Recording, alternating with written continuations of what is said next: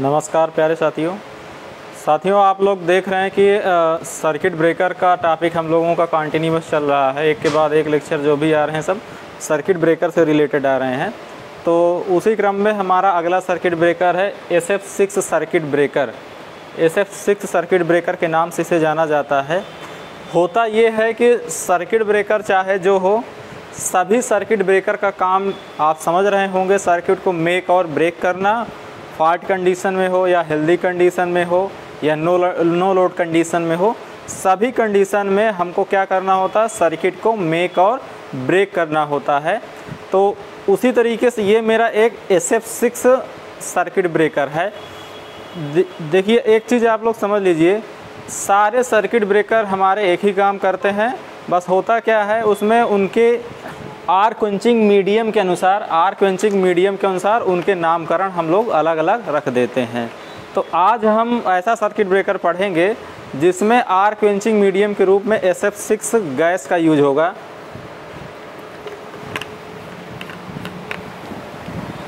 और SF6 gas circuit breaker बहुत ज़्यादा यूज होता है। ज़्यादातर SF6 सर्किट ब्रेकर का ही हम लोग यूज करते हैं। तो उसकी क्या वजह हो सकती है कि हम SF6 सर्किट ब्रेकर का ज़्यादा यूज करते हैं, इसकी क्या वजह हो सकती है, इस चीज़ को समझना है। इस चीज़ को समझने से पहले इस चीज़ पर आप ध्यान दीजिए कि सारे सर्किट ब्रेकर सर्किट को मेक और ब्रेक करते हैं। सर्किट ब्रेकर चाहे हमारा एयर ब्रेक सर्किट ब्रेकर हो, चाहे वैक्यूम सर्किट ब्रेकर हो, या एयर ब्लास्ट सर्किट ब्रेकर हो, या आयल सर्किट ब्रेकर हो, सबका काम है सर्किट को मेक और ब्रेक करना सक्सेसफुली। सब यही काम करते हैं। लेकिन हम ये कह रहे हैं कि SF6 सर्किट ब्रेकर बहुत ज़्यादा यूज होता है। SF6 सर्किट ब्रेकर बहुत ज़्यादा यूज होता है और इसमें आर क्वेंचिंग मीडियम क्या यूज हो रहा है, SF6 गैस यूज हो रहा है। ठीक है, तो इससे हमको ये चीज़ समझ में आया कि कुछ ना कुछ SF6 गैस में तो क्वालिटी है जिसके अनुसार हम इस सर्किट ब्रेकर का यूज ज़्यादा करते हैं। तो SF6 की ऐसी क्या क्वालिटीज़ हैं या SF6 गैस में ऐसी क्या प्रॉपर्टीज़ हैं कि वो सर्किट ब्रेकर के लिए हमारा बहुत उपयुक्त होता है। देखिए आप एक चीज़ ये जान लीजिए कि आपका जो होता है सब स्टेशन है वो उसकी डिज़ाइन हम दो तरीके से करते हैं। एक होता है AIS सब स्टेशन, मतलब air insulated sub station. AIS sub station का मतलब ये हुआ एयर इंसुलेटेड सब स्टेशन। उसमें हम करते क्या हैं कि सारे कंडक्टर के बीच एयर रहता है, वो इंसुलेटिंग मीडियम की तरीके से काम करता है। जैसे कि आपका जो ओवरहेड ट्रांसमिशन लाइन होती हैं वो एक तरीके का AIS टाइप का है, ठीक है। और GIS सब स्टेशन होता है जिसे हम बोलते हैं गैस इंसुलेटेड सब स्टेशन। तो जो गैस इंसुलेटेड सब स्टेशन होता है उसमें भी हम SF6 गैस ही भर के इंसुलेशन प्रोवाइड करते हैं। तो इस तरीके से हमको ये चीज़ तो समझ में आ गया कि SF6 की कुछ बहुत महत्वपूर्ण क्वालिटीज़ होंगी, कुछ बहुत महत्वपूर्ण प्रॉपर्टीज़ होंगी जिसके अनुसार हम लोग SF6 गैस को प्रीफर करते हैं। तो आइए सबसे पहले हम लोग यही समझते हैं कि SF6 गैस में ऐसी क्या प्रॉपर्टीज़ हैं कि जो हमारे सर्किट ब्रेकर के लिए या सब स्टेशन के लिए बहुत ही उपयुक्त होता है। तो मैं क्या किया हूँ कि जो SF6 गैस की प्रॉपर्टीज़ हैं, आप किसी भी बुक में पढ़ेंगे तो सब इकट्ठा दिया होता है, लेकिन हम क्या किए हैं, इन प्रॉपर्टीज़ को 3 भागों में हमने डिवाइड कर लिया है। फिज़िकल प्रॉपर्टीज़ और केमिकल प्रॉपर्टीज़ और अगला है हमारा इलेक्ट्रिकल प्रॉपर्टीज़। तो इस अनुसार हम SF6 के बारे में डिस्कशन करेंगे जिससे हमको एक अलग अलग फॉर्म में चीज़ें समझ में आ जाएं SF6 सर्किट ब्रेकर के बारे में। ये आप एक नॉर्मल सा एक फिगर देख रहे होंगे, ये SF6 सर्किट ब्रेकर का दिखाया गया है। देखिए इसमें फिगर में बहुत ज़्यादा बनाने की ज़रूरत नहीं है, ना तो कभी फिगर आपसे पूछा जाता है, बस इसको हमने समझने के लिए आपके सामने बना दिया है। आप लोग इसको समझ लीजिएगा और अगर बनाने की इच्छा हो तो इसको बना भी लीजिएगा तो ज़्यादा बेटर रहेगा। बट ये फिगर से हमारा बहुत मतलब नहीं है। सारे सर्किट ब्रेकर में मूविंग कॉन्टैक्ट होते हैं, फिक्स कॉन्टैक्ट होते हैं और उनके बीच आर्क क्वेंचिंग मीडियम होता है। यही चीज़ इसमें भी है। ये मेरा मूविंग कॉन्टैक्ट है, ये वाला मेरा मूविंग कॉन्टैक्ट है, ये मेरा फिक्स कॉन्टैक्ट है। मूविंग कॉन्टैक्ट यहाँ जुड़ा, ये मूविंग कॉन्टैक्ट जब इस फिक्स कॉन्टैक्ट से जुड़ा रहेगा तो सर्किट मेरा क्लोज रहेगा। जैसे ये मूविंग कॉन्टैक्ट ओपन होगा, जैसे मूविंग कॉन्टैक्ट ओपन होगा, यहाँ पर आर्क बनती है, यहाँ पर ये यहाँ पर मेरी आर्क बनती है और इस आर्क को क्वेंच करने के लिए, इस आर्क को क्वेंच करने के लिए SF6 गैस इधर से आती है और ये SF6 गैस आर्क को क्वेंच करता है। बस यही सिंपल सा सभी सर्किट ब्रेकर में होता है, लगभग सभी सर्किट ब्रेकर में होता है। तो चलिए हम लोग सबसे पहले हमने ये बताया ना कि सारे सर्किट ब्रेकर हैं उसमें सबका काम वही होता है, सर्किट को मेक और ब्रेक करना। और इसमें SF6 गैस हम यूज करते हैं और इस SF6 गैस की क्या खास बातें हैं जिसलिए हम इसको इतना ज़्यादा प्रीफर करते हैं, क्योंकि ये सर्किट ब्रेकर लगभग 3.3 kV से लेकर 765 kV तक हमारा SF6 gas circuit breaker use में आता है। तो आइए उनके बारे में हम लोग जान लेते हैं कि SF6 गैस में ऐसी क्या क्वालिटीज़ हैं जो हमारे लिए इतना महत्वपूर्ण हो जाता है। तो सबसे पहले तो हम लोग यही लिखते हैं कि SF6 सर्किट ब्रेकर में, SF6 सर्किट ब्रेकर में SF6 गैस का प्रयोग, SF6 गैस का प्रयोग आर्क क्वेंचिंग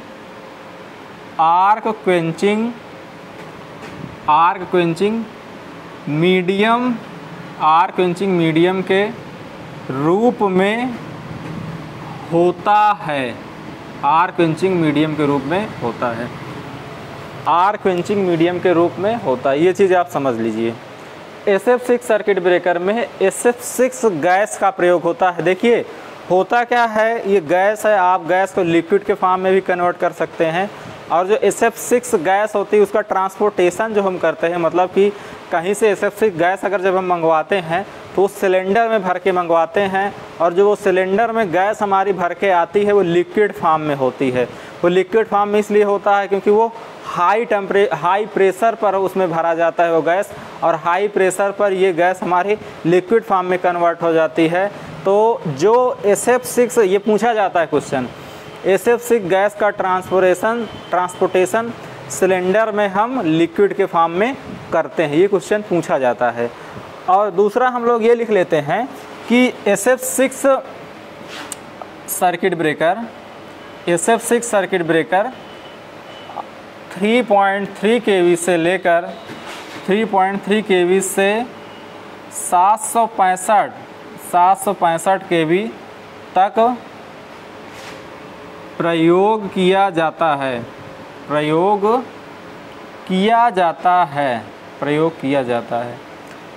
एक पॉइंट और हम इसमें लिख लेते हैं, उसका हमने जिक्र कर ही दिया है।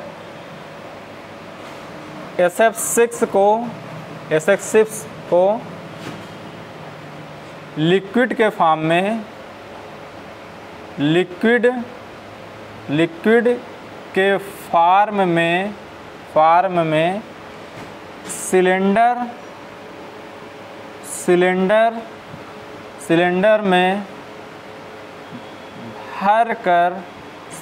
में भरकर ट्रांसपोर्ट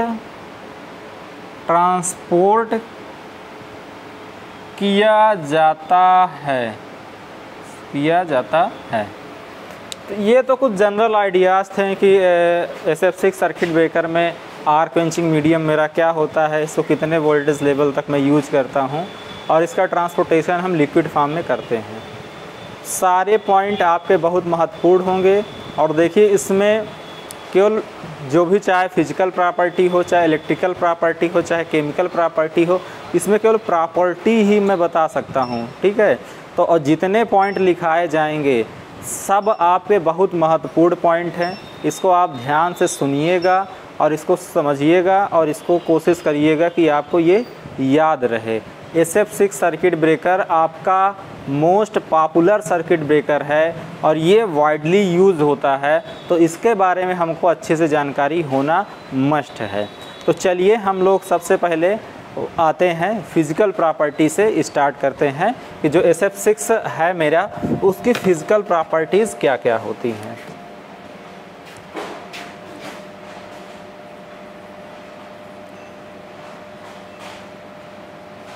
फिज़िकल प्रॉपर्टीज़ में होता क्या है, देखिए अक्सर आप लोगों ने अगर केमिस्ट्री पढ़ा होगा तो उसमें गैस के बारे में सबसे पहले यही बताया जाता है, ये स्वादहीन है कि इसका स्वाद होता, गंधहीन है कि नहीं है, ये विस्फोटक है कि विस्फोटक नहीं है, ये ज्वलनशील है कि ज्वलनशील नहीं है। तो ये सारी चीज़ें आपको SF6 गैस के बारे में भी जानना होगा। तो आप लोग ये जान लीजिए, ये तो ना तो इसमें कोई स्वाद होता है, ना तो इसकी कोई स्मेल होती है, ना तो ये विस्फोटक होता है, ना ही ये ज्वलनशील होता है। इसमें सारी की सारी क्वालिटीज़ हैं, हम देख सकें तो ना तो ये कोई स्वाद होता है इसमें, ना तो कोई सुगंध होती है, ना ही ये कोई विस्फोटक होता है और ना ही ये ज्वलनशील होता है। तो ये सारी क्वालिटीज़ इस SF6 गैस में होती हैं। तो आइए इसी चीज़ को हम लोग लिख लेते हैं।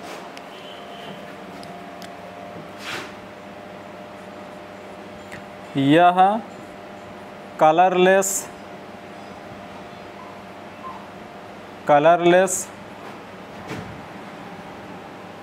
यह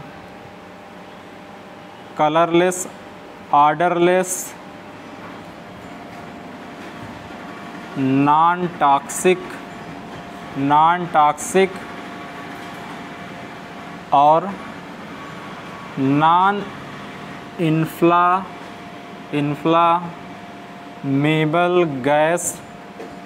इन्फ्लामेबल गैस होती है। ठीक है।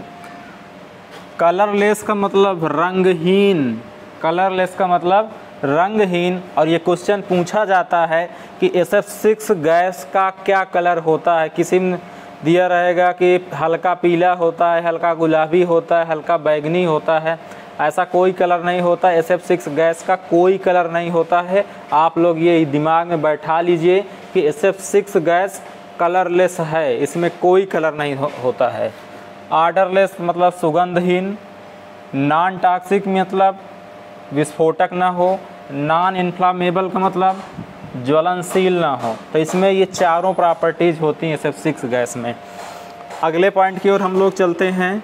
SF6 जो होता है उसकी जो डेंसिटी है वो एयर की डेंसिटी का लगभग 5 गुना होता है। तो इसी चीज़ को हम लिखेंगे। SF6 गैस की डेंसिटी, SF6 गैस की डेंसिटी एयर की डेंसिटी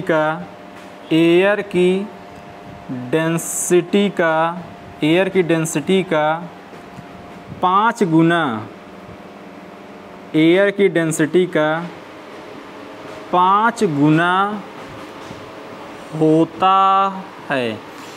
एयर की डेंसिटी का 5 गुना होता है। एक चीज़ और आप जान लीजिए, SF6 जो है NTP पर मतलब नॉर्मल टेम्परेचर प्रेशर पर SF6 गैस के फार्म में होता है। SF6 नॉर्मल टेम्परेचर पर गैस के फार्म में होता है। अगर SF6 का मैं टेम्परेचर लो करूं, अगर मैं SF6 का टेम्परेचर घटाऊंगा तो ये लिक्विड में कन्वर्ट होने लगेगा। लेकिन ये सिर्फ टेम्परेचर पर ही डिपेंड नहीं करता है, प्रेशर पर भी डिपेंड करता है। कई बार हम प्रेशर बढ़ाकर भी इसको लिक्विड के फॉर्म में कन्वर्ट कर सकते हैं। तो मैं ये कह रहा हूँ, या तो मैं टेम्परेचर घटाऊँगा तो भी ये लिक्विड फॉर्म में कन्वर्ट होगा, लेकिन वो डिपेंड करता है कि हम प्रेशर कितना रखे हैं। और मैं प्रेशर बढ़ाऊँगा तब भी ये लिक्विड के फॉर्म में कन्वर्ट होगा। तो यहाँ इसी चीज़ को हम लोग लिखेंगे, टेम्परेचर टेम्परेचर घटाने पर टेम्परेचर घटाने पर यह लिक्विड में कन्वर्ट होने लगता है, या लिक्विड में कन्वर्ट होने लगता है, या लिक्विड में कन्वर्ट होने लगता है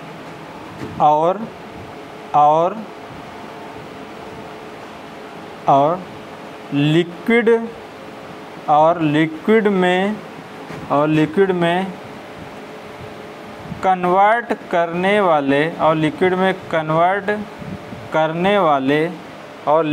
में कन्वर्ट करने वाले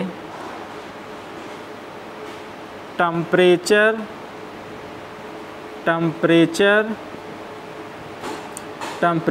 का मान प्रेशर पर डिपेंड करता है। प्रेशर पर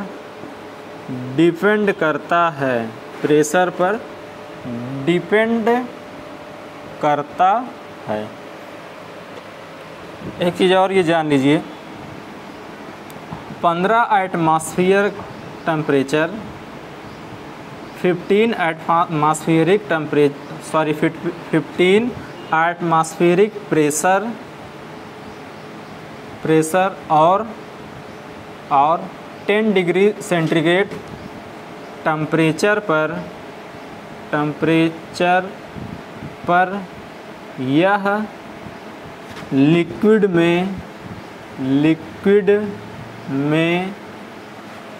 में कन्वर्ट हो जाता है।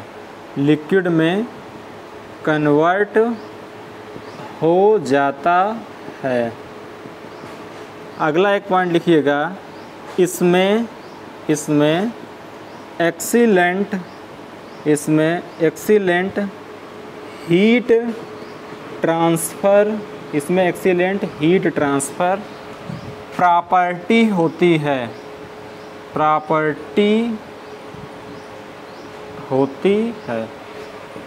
देखिए, अभी तक हमने फिज़िकल प्रॉपर्टी मिलाकर 5 पॉइंट लिखाया, और ये पांचों पॉइंट में आप देखिए कितना फ़ायदेमंद है किसी भी हमारे सर्किट ब्रेकर के लिए।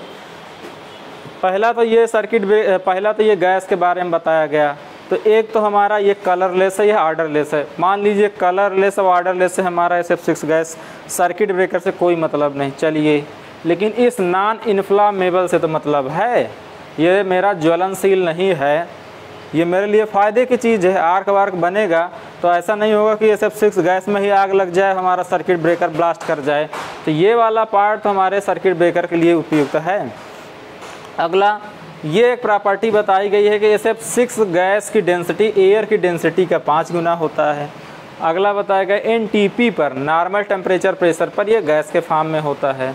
अगला बताया गया है टेम्परेचर घटाने पर ये लिक्विड में कन्वर्ट होने लगता है, लेकिन इस टेम्परेचर का मान प्रेशर पर डिपेंड करता है। मतलब कि टेम्परेचर और प्रेशर दोनों के अनुसार ही हम इसको लिक्विड में कन्वर्ट कर पाएंगे।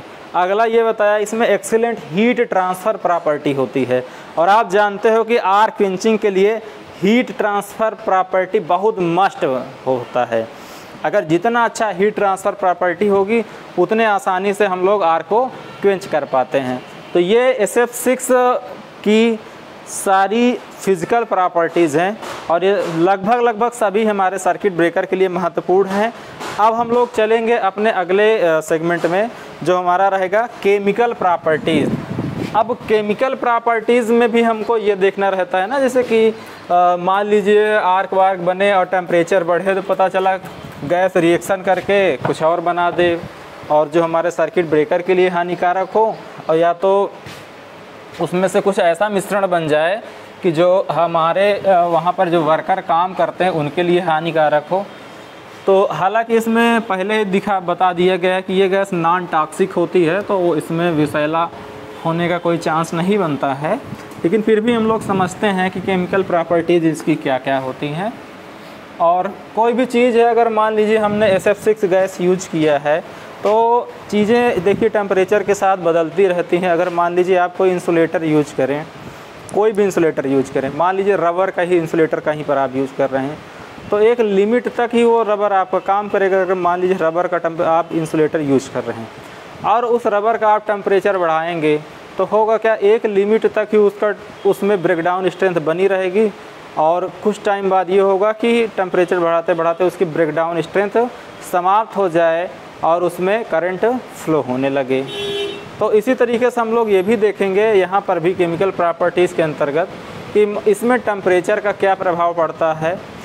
कहीं ऐसा तो नहीं कि टेम्परेचर बढ़ने के साथ साथ इसकी जो डाइलेक्ट्रिक प्रॉपर्टीज़ हैं वो घटने लगती हैं या कुछ ऐसे प्रोडक्ट बनने लगते हैं जो हमारे लिए बहुत हानिकारक होते हैं या हमारे जो इक्विपमेंट हैं उनके लिए बड़े हानिकारक होते हैं। तो इन्हीं सब चीज़ों को हम लोग केमिकल प्रॉपर्टीज़ के अंतर्गत समझते हैं। तो चलिए हेडिंग डालिए chemical properties,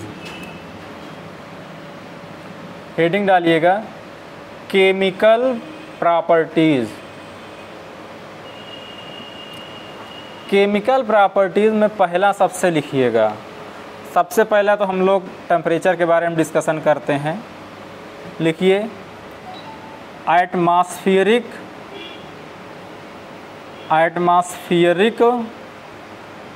pressure, atmospheric pressure तथा 500 डिग्री सेल्सियस, क्या ये तापमान है, एटमॉस्फेरिक प्रेशर तथा 5 डिग्री सेल्सियस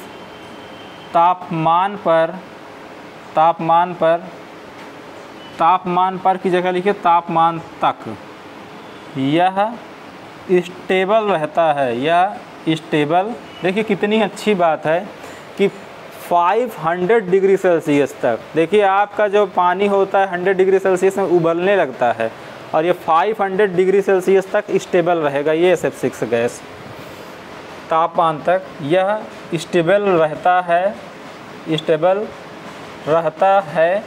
अर्थात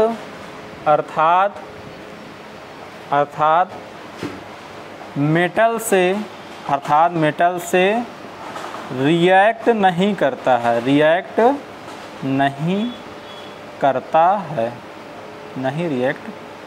मेटल से रिएक्ट नहीं करता है। ठीक है, अगला हम लोग लिखेंगे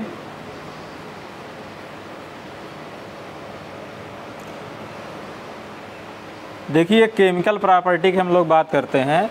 तो आप जैसे जानते हो कि जो हमारा ऑयल सर्किट ब्रेकर में ऑयल यूज़ होता है उसमें होता क्या है, अगर उसमें वाष्प गया मतलब कि उसमें मॉइस्चर गया तो उसका डाइलेक्ट्रिक स्ट्रेंथ बहुत तेज़ी से घटता है। उसमें अगर पानी की एक बूंद भी गई तो डाइलेक्ट्रिक स्ट्रेंथ बहुत तेज़ी से घटने लगता है। तो इसी तरीके से इसमें भी कुछ दिक्कत आती है। अगर मान लीजिए इस गैस में मॉइस्चर चली जाए तो उस कंडीशन में होता क्या है कि हाई टेम्परेचर पर लगभग 1000 डिग्री सेल्सियस पर ये कुछ ऐसे कंपोनेंट बनाता है जो हमारे मेटल से या इंसुलेटिंग मटेरियल से उसमें ख़राब स्थिति उत्पन्न करती हैं, उनसे रिएक्ट करता है, जिसके कारण उनका इंसुलेशन ख़राब होता है, मेटल ख़राब होता है। तो ये चीज़ भी हमको जानना ज़रूरी है कि SF6 गैस में पूर्णतः सील्ड रहे, उसमें किसी तरीके का मॉइस्चर ना जा पाए। तो इसमें लिखते हैं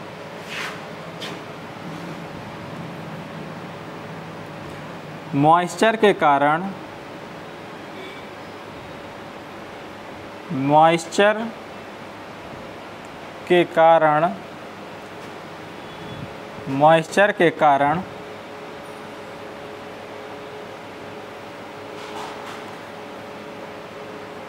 या तो ऐसे लिखते हैं मॉइस्चर SF6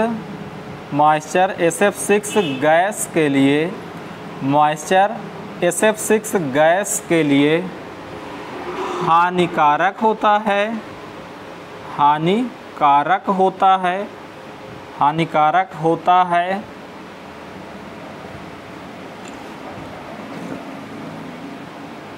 मॉइस्चर की उपस्थिति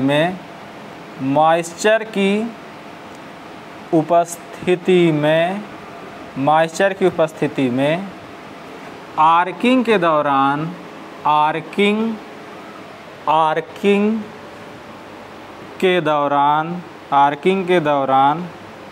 1000 डिग्री सेल्सियस पर 1000 डिग्री सेल्सियस पर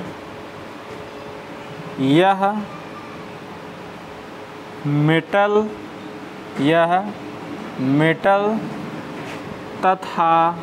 मेटल तथा इंसुलेटिंग पार्ट से रिएक्ट करता है। देखिए, अगर रिएक्ट करेगा तो जान लीजिए कुछ ना कुछ हमारा उसमें दुष्प्रभाव ही होता है। तो हम लोग ये समझते हैं कि इसमें मॉइस्चर ना हो तो ज़्यादा बेहतर है। मॉइस्चर की कंडीशन में होगा क्या, जब आर्क डेवलप होगा, आर्क कब डेवलप होगा, जब मेरा सर्किट ब्रेकर ओपन होगा, तो उस कंडीशन में टेम्परेचर तो बढ़ता है 1000, तो कम टेम्परेचर इसमें लिखा गया, वो काफ़ी ज़्यादा बढ़ जाता है, आप जानते हो। तो 1000 से तक अगर पहुँचा टेम्परेचर तो वो क्या करेगा, इंसुलेटिंग पार्ट और मेटल में रिएक्ट करने लगता है। तो ये हमारा एक नुकसान है। अगला हम लोग इसमें देखते हैं, यह इलेक्ट्रोनिगेटिव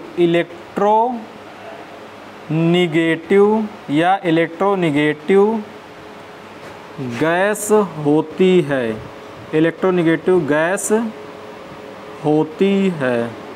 होती है। देखिए, इलेक्ट्रोनिगेटिव का मतलब आप समझिए, बहुत देखिए इस SF6 सर्किट ब्रेकर, इस SF6 गैस का सबसे बढ़िया क्वालिटी यही होती है, इलेक्ट्रोनिगेटिव। इलेक्ट्रोनिगेटिव का मतलब क्या है, देखिए सबसे मेजर क्वालिटी यही है, इलेक्ट्रोनिगेटिव। जो इसमें इलेक्ट्रोनिगेटिव वाला गुण है, ये सबसे मेजर क्वालिटी है। और इससे हमारा सर्किट ब्रेकर को लेकर क्या फ़ायदा है ना। अगर ये सबसे अच्छी प्रॉपर्टी है हमारे सर्किट ब्रेकर के लिए, तो इसमें क्या ये हमारे सर्किट ब्रेकर के लिए कैसे फ़ायदेमंद होता है। तो देखिए, होता कुछ इस तरीके से है, जब भी सर्किट ब्रेकर ओपन होता तो आर्क बनेगी, सीधी सी बात, आर्क बनेगी, उसमें आयंस और इलेक्ट्रॉन बनेंगे। तो ये करता क्या गैस है, ये गैस इलेक्ट्रॉन को अट्रैक्ट करके ये होल्ड करता है। यही गुण इसका कहलाता है इलेक्ट्रोनिगेटिविटी।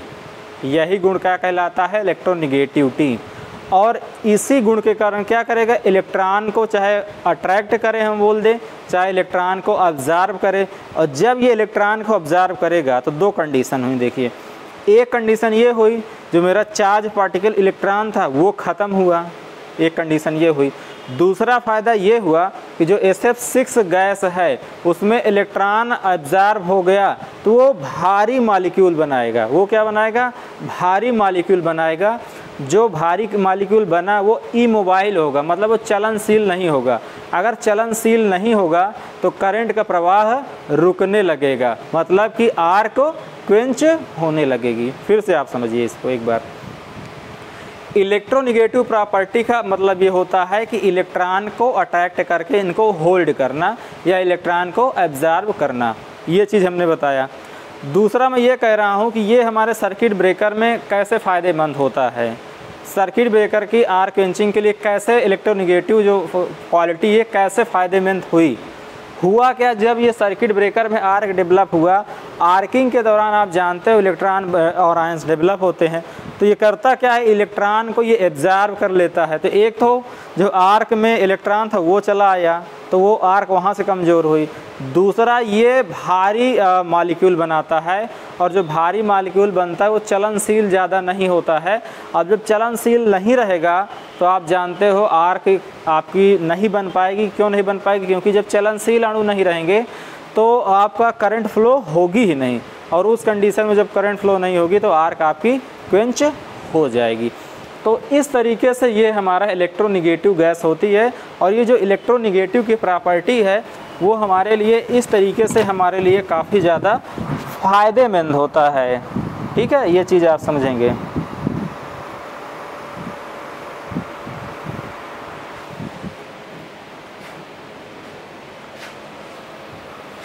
यहाँ पर लिखिएगा, अगला पॉइंट लिखते हैं। अगला पॉइंट लिखते हैं, आर्किंग के दौरान लिखिएगा,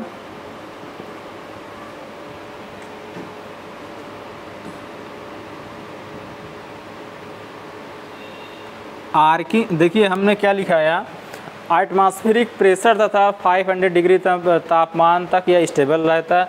दूसरा हमने लिखाया कि मॉइस्चर SF6 गैस के लिए काफ़ी हानिकारक होता है। मॉइस्चर की उपस्थिति में आर्किंग के दौरान में 1000 डिग्री सेंटीग्रेड पर यह मेटल तथा इंसुलेटिंग पार्ट से रिएक्ट करता है। ये रिएक्ट इसलिए करता है क्योंकि 1000 डिग्री सेंटीग्रेड पर एक हमारा प्रोडक्ट बनता है जिसे हम बोलते हैं hydrogen fluoride, sulphur fluoride SF, sulphur fluoride. और यही सल्फर फ्लोराइड जो बना, यही सल्फर फ्लोराइड क्या करेगा, हमारे इंसुलेटिंग पार्ट और मेटेलिक पार्ट से रिएक्ट करेगा। अब हो अगला पॉइंट लिखिएगा, आर्किंग के दौरान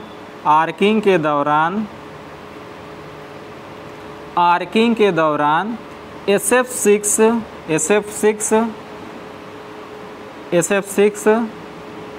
कन्वर्ट होकर SF4, SF2, SF, S2, S आदि बनाता है तथा आर्क क्वेंच होने के पश्चात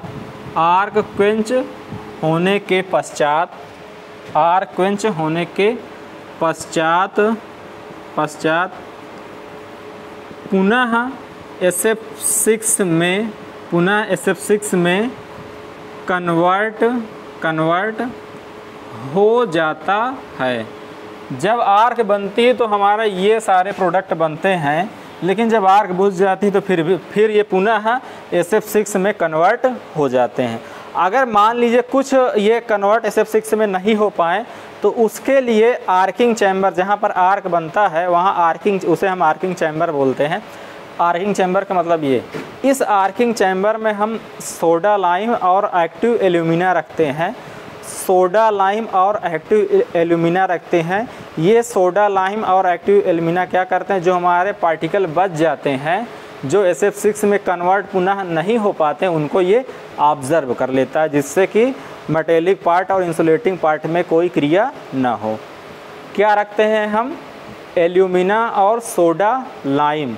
एल्यूमिना और सोडा लाइम किस में रखते हैं, आर्किंग चैम्बर में। मैं इसको लिखवा नहीं रहा हूँ, इसको आप याद रखिएगा या तो अपने नोट्स में अपने से लिख लीजिएगा। ठीक है, तो ये हमारी केमिकल प्रॉपर्टीज़ हुई। अब हम लोग चलते हैं इलेक्ट्रिकल प्रॉपर्टीज़ के बारे में, और यही इलेक्ट्रिकल प्रॉपर्टीज़ क्या करेगा, वो यही इलेक्ट्रिकल प्रॉपर्टीज़ हमारे लिए काम का भी होगा, जो सर्किट ब्रेकर के लिए बड़ा सर्किट ब्रेकर के हिसाब से यूज़फुल होगा। बाकी ये सारी प्रॉपर्टीज़ हमारे लिए काम की तो हैं, लेकिन सर्किट ब्रेकर के अनुसार हम इलेक्ट्रिकल प्रॉपर्टीज़ ही यूज़फुल हम समझते हैं।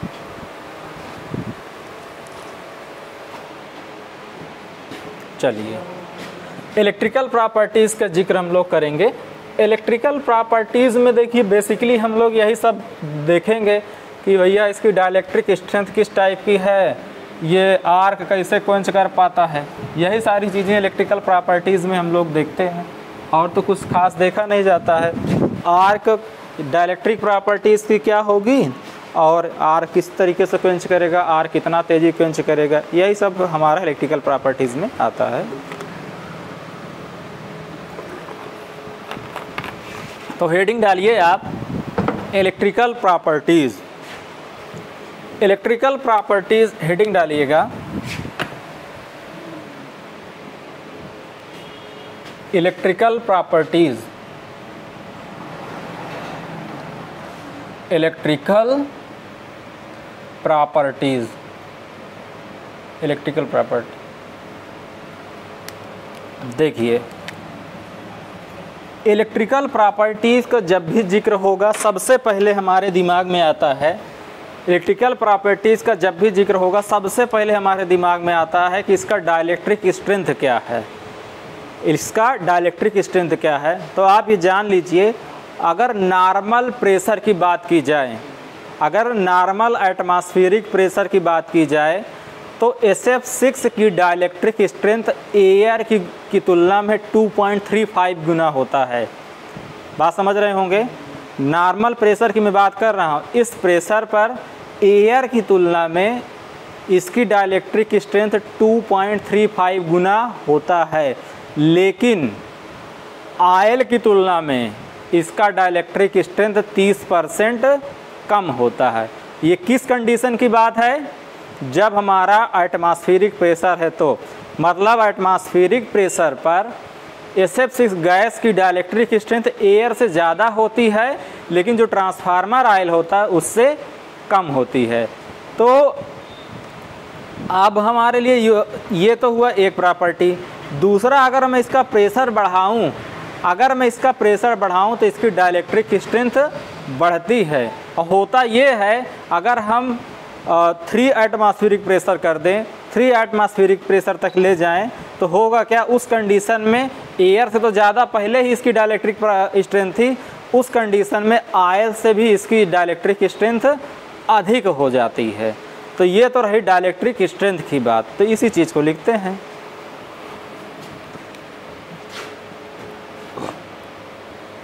लिखेंगे SF6 की डाइलेक्ट्रिक स्ट्रेंथ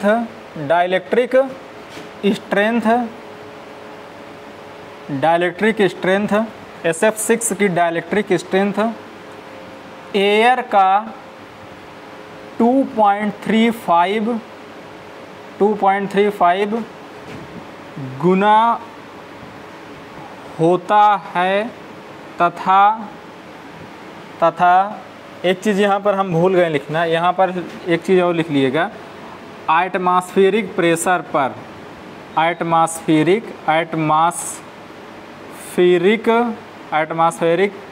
प्रेशर पर यहाँ पर लिखिएगा। सबसे पहले हम लोग क्या लिखेंगे? एटमॉस्फेरिक प्रेशर पर SF6 की डाइलेक्ट्रिक स्ट्रेंथ क्या लिखेंगे? एटमॉस्फेरिक प्रेशर पर SF6 की डाइलेक्ट्रिक स्ट्रेंथ एयर का 2.35 गुना होता है तथा ऑयल से 30% कम होता है।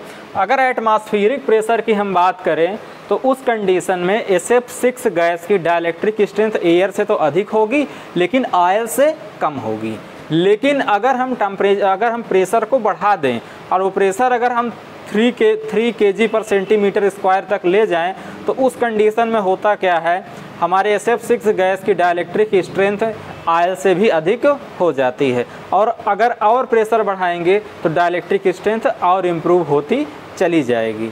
तो यहाँ पर हम लिख लेंगे इसी पॉइंट को, परंतु 3 kg पर सेंटीमीटर स्क्वायर दाब पर SF6 गैस की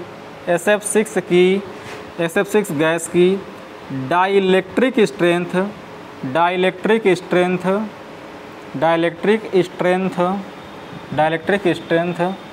ऑयल से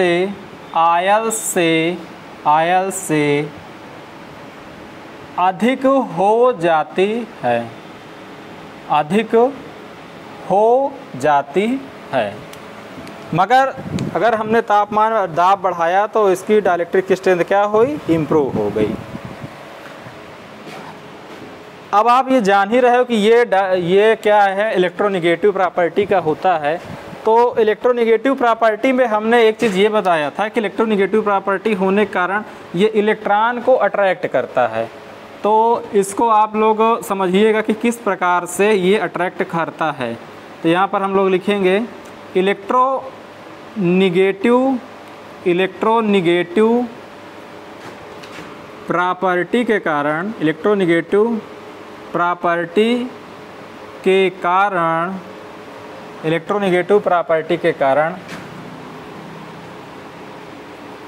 SF6 निम्न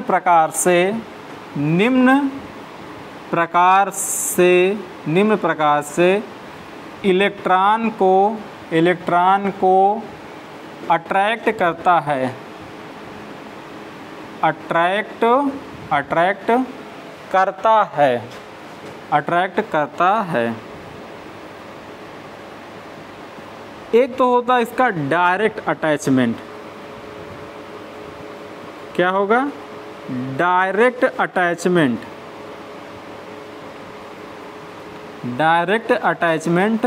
प्रोसेस। एक होता है इसका डायरेक्ट अटैचमेंट, उसमें होता क्या देखिए, SF6 ये गैस है, इसमें इलेक्ट्रॉन आया और ये बन जाता है SF6 माइनस। दूसरा होता है dissociative attachment, dissociative attachment process. इसमें कुछ इस टाइप का होता है।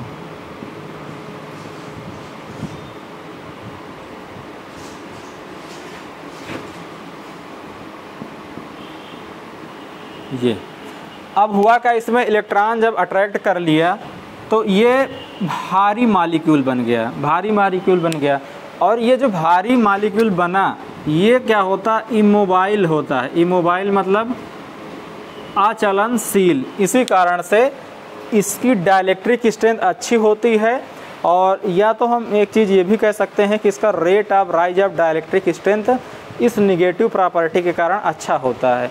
देखिए आप लोगों ने पढ़ा था ना कि जब हम लोगों ने ये देखा था कि करंट जीरो मेथड में हम लोग कैसे आर को क्वेंच करते हैं, तो उसमें दो विधियां थीं। एक तो ये था कि चाहे जिस दर से हीट डेवलप होती है आर के कारण, अगर उससे अधिक दर से हम हीट को रिमूव कर दें तो आर्क हमारी क्वेंच हो जाती है।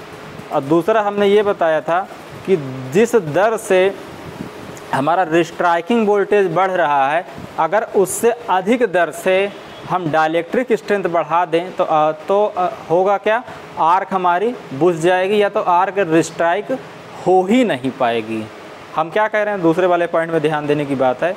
हम ये कह रहे हैं कि जिस दर से मेरा रिस्ट्राइकिंग वोल्टेज डेवलप होता है, होता क्या कि करंट जीरो के दौरान आपकी करंट जीरो होती है, और उस कंडीशन में स्ट्रे कैपेसिटेंस के कारण स्ट्राइकिंग वोल्टेज डेवलप होता है, और वो रीस्ट्राइकिंग वोल्टेज धीरे धीरे बढ़ता तो बहुत तेज़ है, माइक्रो सेकंड में ही बढ़ता है, लेकिन कुछ समय लेता है। भले ही माइक्रो सेकंड का ही समय ले, लेकिन वो समय तो लेता है ना माइक्रो सेकंड का। ऐसा तो है नहीं कि एकदम से जीरो से अनंत हो गया, माइक्रो सेकंड का तो टाइम लेता ही है। तो हम क्या चाह रहे हैं, हम ऐसा डाइलेक्ट्रिक यूज करना चाह रहे हैं कि जो वो उस माइक्रो सेकंड से भी कम समय में बढ़ जाए, अपना डाइलेक्ट्रिक अपना स्ट्रेंथ बढ़ा ले जाए।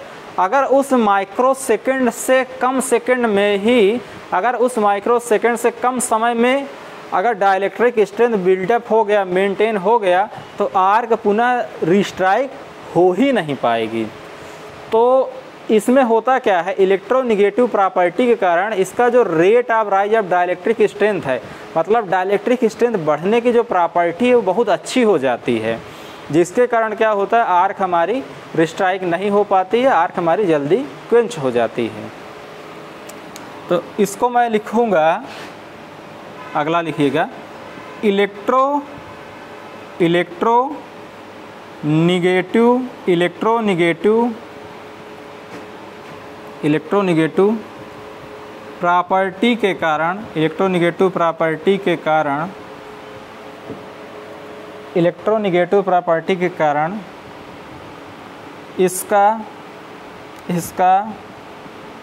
इसका रेट ऑफ राइज ऑफ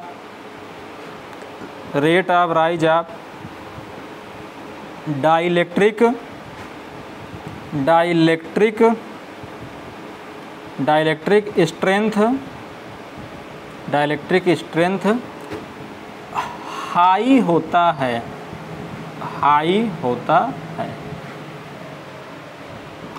मतलब कि डाइलेक्ट्रिक स्ट्रेंथ बहुत तेज़ी से बढ़ाता है। अगला पॉइंट है ये, ध्यान दीजिएगा, इसका आर्क टाइम कांस्टेंट लो होता है। इसको लिखिए, फिर हम बताते हैं आर्क टाइम कांस्टेंट क्या चीज़ है। इसका arc time constant, arc time constant बहुत कम होता है, बहुत कम कितना होगा, ये लगभग 1 माइक्रोसेकंड से भी कम होगा, बहुत कम होता है। आर्क टाइम कांस्टेंट हमारा वही होता है जब करंट जीरो, जैसे ही करंट जीरो हुआ उसके बाद आर्क को बुझाने में जितना समय लगता है वही कहलाता है आर्क टाइम कांस्टेंट। जैसे ही करंट मेरी जीरो हुई, और करंट जीरो कब होती ये सारी चीज़ें पता है, बार बार वही पुराने क्लासेस को रिपीट करने का कोई मतलब नहीं है, तो हम केवल इसी से आगे बढ़ते हैं। जैसे ही करंट मेरी जीरो होती है उस करंट जीरो के बाद जितना समय आर्क को बुझाने में लग जाए, जितना समय आर्क क्वेंच होने में लग जाए वही कहलाता है आर्क टाइम कांस्टेंट। और ये आर्क टाइम कांस्टेंट जितना कम होगा उतना हमारे लिए अच्छा होता है, मतलब कि कम से कम समय में आर्क मेरी क्वेंच हो जाए, वही मेरा हो जाएगा आर्क टाइम कांस्टेंट। और ये आप क्या देख रहे हो, 1 माइक्रोसेकंड से भी ये कम होता है, मतलब कि बहुत जल्दी इसमें आर्क हम क्वेंच कर पाते हैं। ठीक है, अगला लिखिएगा। एक चीज़ और जान लीजिए, इसकी जो क्वेंचिंग प्रॉपर्टी है, इसकी जो क्वेंचिंग प्रॉपर्टी वो एयर से लगभग 100 गुना होती है अधिक। डाइलेक्ट्रिक स्ट्रेंथ तो अलग है, डाइलेक्ट्रिक स्ट्रेंथ 2.35 गुना हुआ, और जो आर्क क्वेंचिंग प्रॉपर्टी है, आर्क क्वेंचिंग प्रॉपर्टी वो लगभग 100 गुना अधिक होती है एयर से।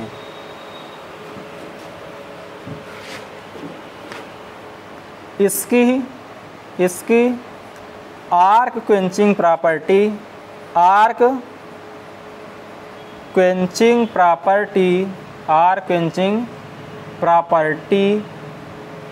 एयर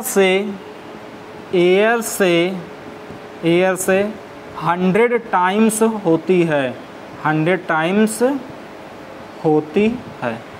तो देखिए कितना हमारे लिए ये फ़ायदेमंद हुआ ये सर्किट ब्रेकर। सबसे पहले तो मैं ये देख पा रहा हूँ कि ये डाइलेक्ट्रिक स्ट्रेंथ देखिए इसकी हाई है, एयर से हाई है। और दूसरा मैं ये देख पा रहा हूँ कि ये इलेक्ट्रोनेगेटिव प्रॉपर्टी का है। और तीसरा मैं ये देख पा रहा हूँ कि इसका आर्क टाइम कांस्टेंट बहुत कम है। और एक चीज़ मैं और ये देख पा रहा हूँ कि इसका rate of rise of dielectric strength, मतलब डाइलेक्ट्रिक स्ट्रेंथ बढ़ने की दर बहुत अच्छी है।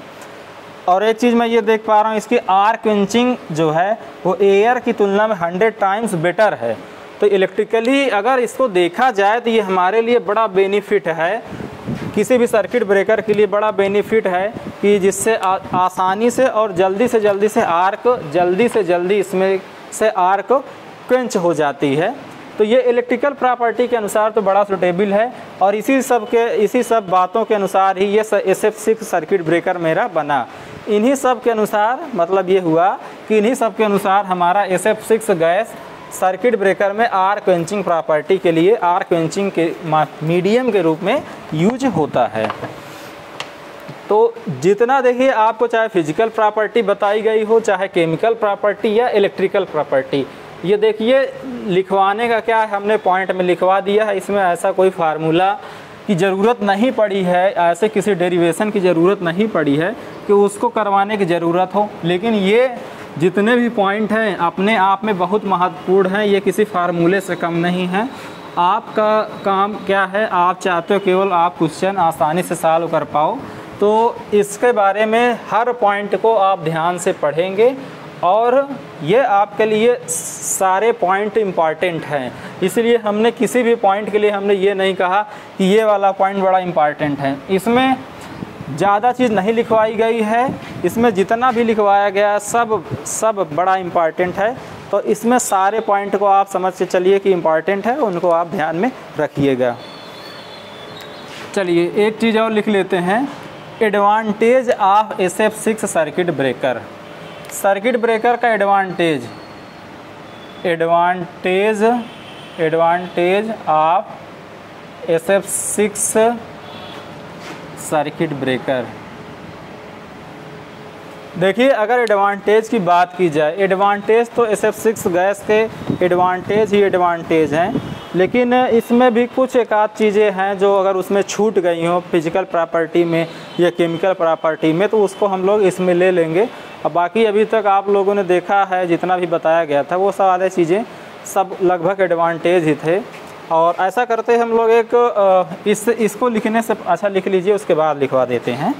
लिखिएगा, देखिए अगर इसकी डाइलेक्ट्रिक प्रॉपर्टी बड़ी अच्छी, आर क्वेंचिंग प्रॉपर्टी बड़ी अच्छी, तो इसके द्वारा होता क्या है कि जो करंट चॉपिंग की घटना है वो लिमिट हो जाती है, वो करंट चॉपिंग की घटना बड़ी कम होती है।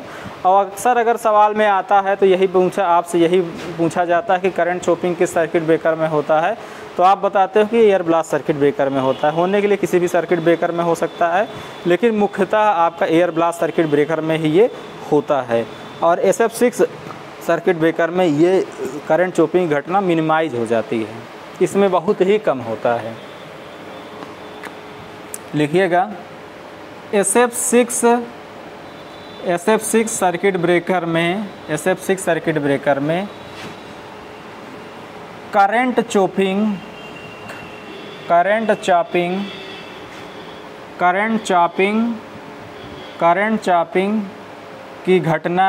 करंट चॉपिंग की घटना मिनिमाइज हो जाती है। करंट चॉपिंग घटना मिनिमाइज हो जाती है।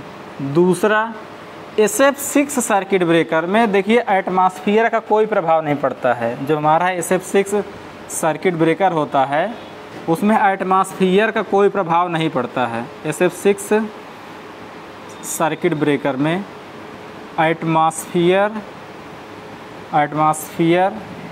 का कोई प्रभाव नहीं पड़ता है।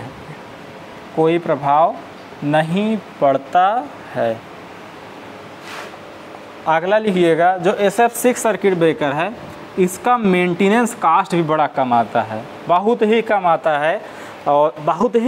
है मेंटेनेंस कास्ट। इसको तो मैं प्रैक्टिकली देख ही रहा हूँ, मैं ऐसे सब स्टेशन में काम कर रहा हूँ, जॉब कर रहा हूँ, जहाँ पर SF6 सर्किट ब्रेकर तो लगे ही हैं। अगर आपको बताया जाए तो SF6 circuit breaker 5 SF6 circuit breaker लगे हैं, उसमें कुछ CGL कंपनी के हैं, कुछ ABB कंपनी के हैं।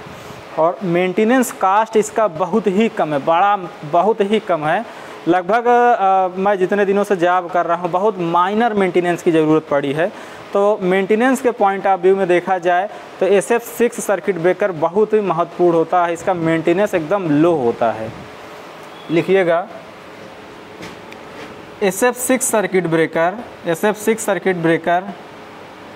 का मेंटेनेंस कास्ट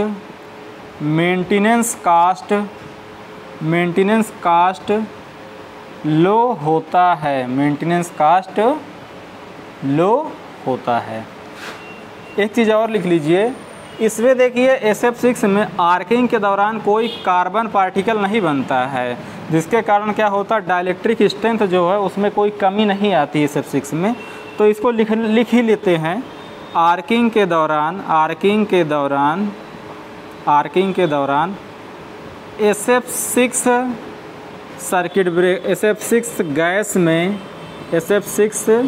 गैस में कोई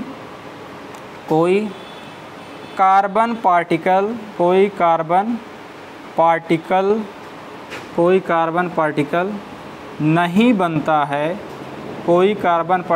नहीं बनता है, जिससे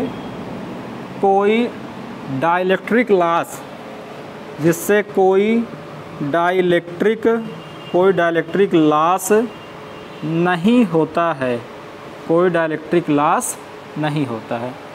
ये SF6 का देखिए एडवांटेज है। एडवांटेज कहने के लिए तो बहुत सारे एडवांटेज हैं जिनको आप प्रॉपर्टीज़ में भी लिख चुके हो। तो ऐसा करते हैं, अब ये एडवांटेज का टॉपिक हम लोग ख़त्म करते हैं, कुछ अलग चीज़ें आपको बताते हैं इसमें कि इस SF6 गैस सर्किट ब्रेकर है, इसका क्या है क्लोजिंग टाइम, क्या है ब्रेकिंग टाइम, क्या है।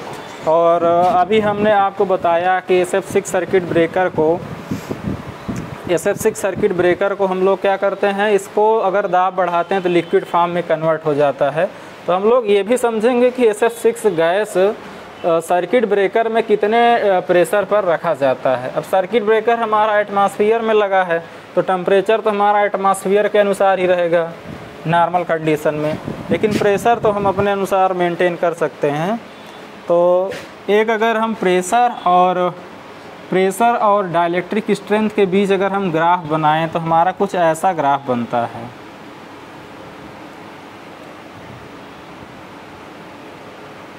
प्रेशर और डाइलेक्ट्रिक स्ट्रेंथ के बीच में ग्राफ आपको बनाना चाह रहा हूँ। तो कुछ वो इस टाइप का आपका ग्राफ बनेगा। ये चल नहीं रहा, दूसरा ले लेते हैं।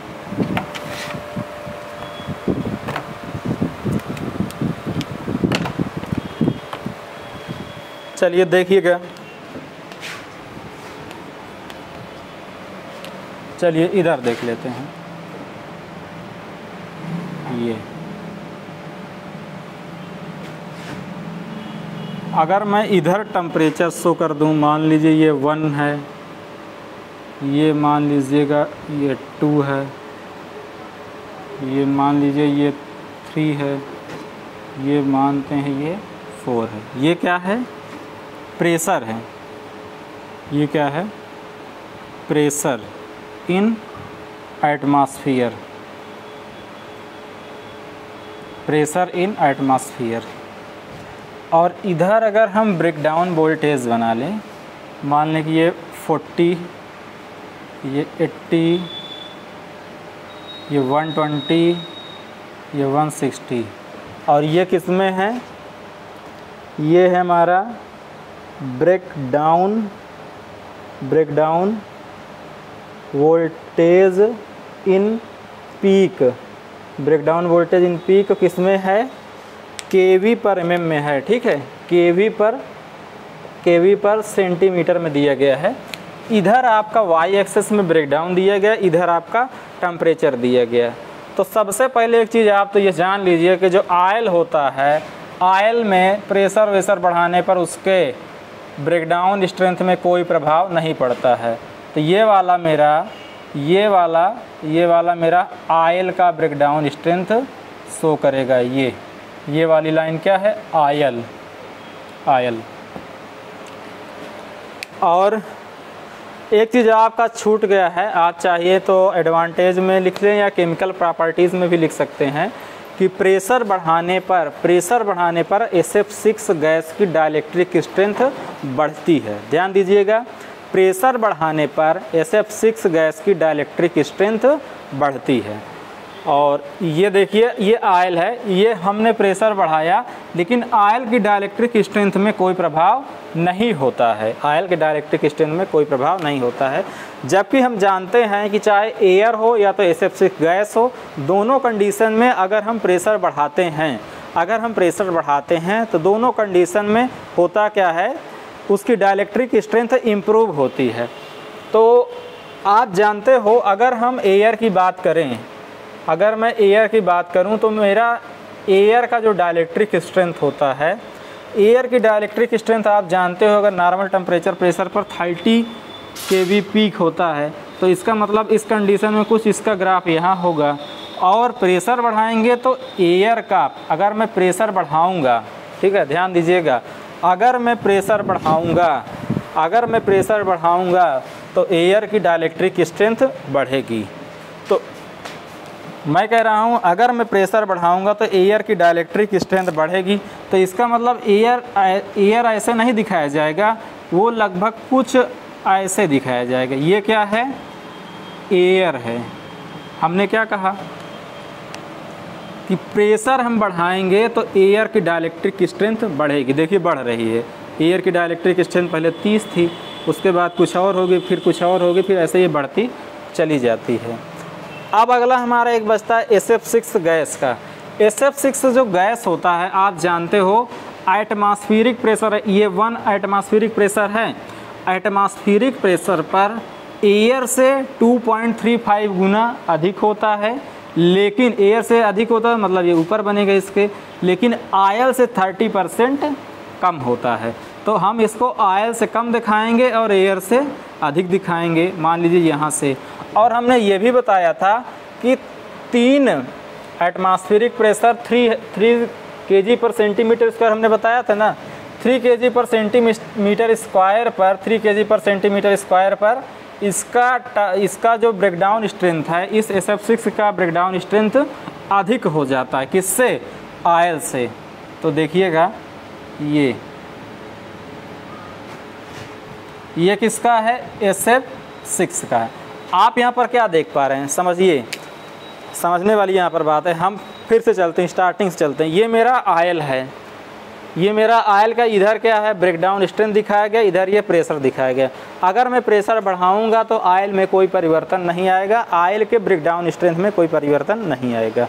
दूसरा, हम ये जानते हैं कि नॉर्मल टेम्परेचर प्रेशर पर हमारा एयर का ब्रेकडाउन स्ट्रेंथ 30 के भी होता है, तो इसको 40 से नीचे हमने दिखाया है। और हम ये भी बता रहे हैं प्रेशर बढ़ाएंगे तो एयर का ब्रेकडाउन स्ट्रेंथ बढ़ेगा।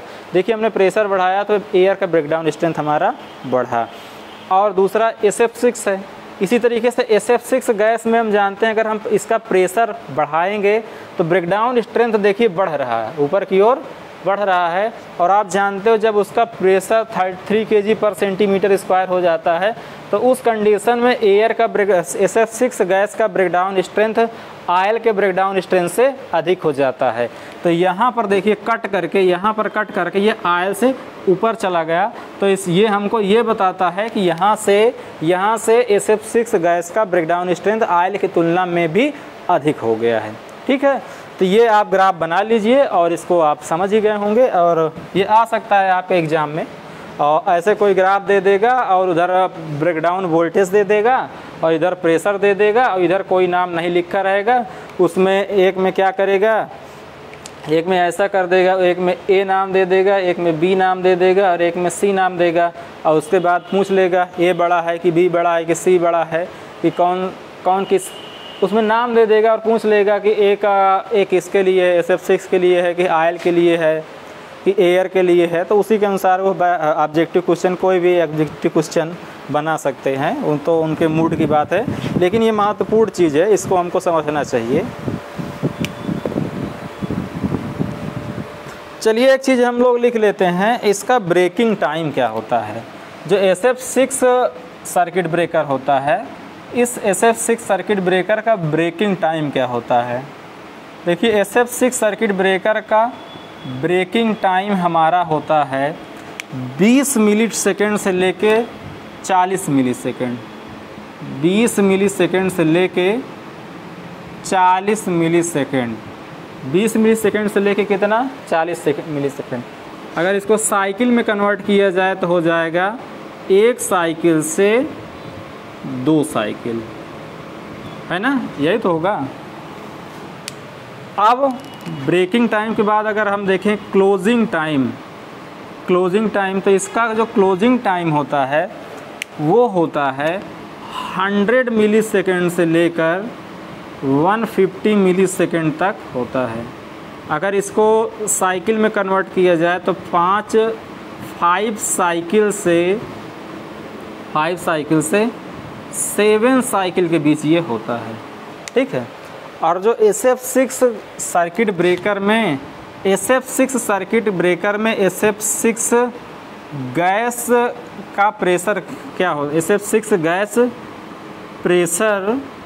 Pressure in circuit breaker, SF6 gas में SF6 सर्किट ब्रेकर का जो प्रेशर होता है सर्किट ब्रेकर में वो लगभग 7 kg पर सेंटीमीटर स्क्वायर के लगभग होता है। देखिए एटमॉस्फेरिक प्रेशर क्या था, 1 के लगभग बराबर होता है, 1 kg पर सेंटीमीटर स्क्वायर के लगभग बराबर होता है। तो उससे अधिक प्रेशर पर हम लोग रखते हैं सर्किट ब्रेकर के केस में 7 kg पर सेंटीमीटर के स्क्वायर पर रखते हैं। देखिए ये एकदम कांस्टेंट नहीं होता है कि हम 7 पर ही रखेंगे, या 7.5 भी होता है, ये 8 भी हो सकता है, 7 से थोड़ा बहुत कम भी हो सकता है। तो ये आपका पूरा डिटेल था SF6 सर्किट ब्रेकर के बारे में।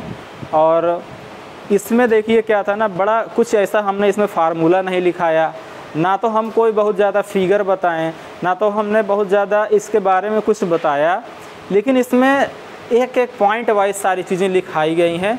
और ये सारी पॉइंट वाइज चीज़ें आपके लिए इम्पॉर्टेंट हो। और इसको हमने कैटेगराइज कर दिया फिज़िकल प्रॉपर्टी, केमिकल प्रॉपर्टी और इलेक्ट्रिकल प्रॉपर्टी। तो इस अनुसार इसको आपको समझने में और इसको माइंड में रखने में थोड़ा सा ज़्यादा आसानी होती है। तो इस तरीके से आपका ये SF6 सर्किट ब्रेकर का टॉपिक कंप्लीट होता है। और आज की क्लास को मैं यहीं पर एंड करता हूँ। बहुत बहुत धन्यवाद आप सभी का। Thank you.